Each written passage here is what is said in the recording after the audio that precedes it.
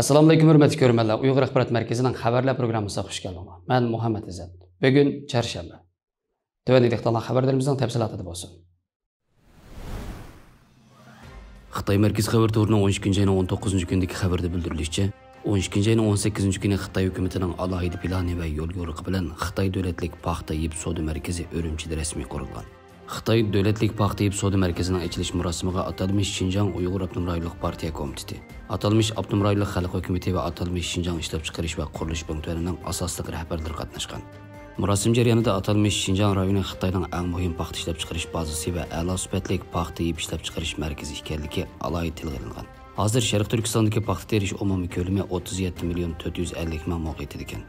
Paxta mahsulot ishlab chiqarish miqdori 5 million 391 ming tonnadan oshib, Xitoy rayonining umumiy paxtasining 90,2%ni dunyodagi paxta mahsulotining 21%ni egallaydi ekan.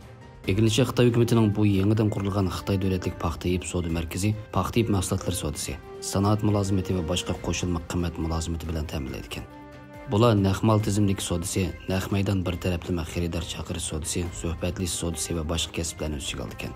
Yana ta'minlashni tangshash va paxta yeyibning ehtiyoj munosabati va savdo iqimi va ashyo obortini rivojlantirib, sanoat zanjiridagi barliq urinishlarning quyuq bog'lanishi va mos qadamlik taraqqiyotini amalga oshirib, atalmış Şinjanning paxta to'qimachilik va kiyim-kechak sanoati to'p qurilishini tezlatib, xalqaro raqobat kuchiga ega zamonaviy savdo sanoat sistemasini barpo qilishni maqsad qilganligi bildirilgan. Xitoy Mərkəzi xəbər to'rining 12 ayının 19 gündəki xəbərdə deyilishicha, yaqında atalmış Şinjan universiteti iltimos qilgan İpək yo'li ko'p tillik bilish va hisoblash xalqaro hamkorlik birlashma tajribaxonasi Xitoy hukumati tomonidan rasmiy tasdiqlangan. Atalmış İpək yo'li ko'p tillik bilish va hisoblash xalqaro hamkorlik birlashma tajribaxonasi Xitoy hukumati atalmış Şinjan Ma'rif ministerligi tasdiqlab qurgan tunji xalqaro birlashma tajribaxonasi bo'lib hisoblanadi ekan. Bu xalqaro birlashma tajribaxonasi atalmış Şinjan universiteti ko'p tillik uchur texnik tadqiqot markazi, atalmış Şinjan ko'p tillik uchur texnik tajribaxonasi va Qozog'iston Yevroasiyo universiteti kompyuter ilmi fakulteti, Sun'iy idrok instituti va Qozog'iston Palla akademiyasi fan texnik instituti ham boshqa chet eldagi yuqori darajali o'rinlar birlikda qurgan ekan.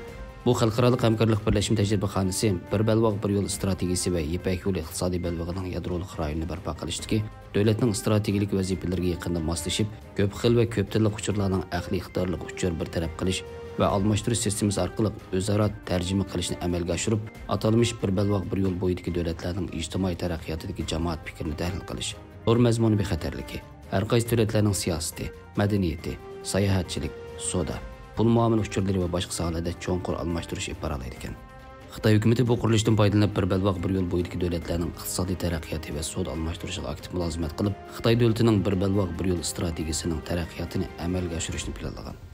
Xabarlarimizga ko'ngilingizga rahmat. Ko'rishguncha omon bo'linglar. Xayr xo'sh, Allohga omonat.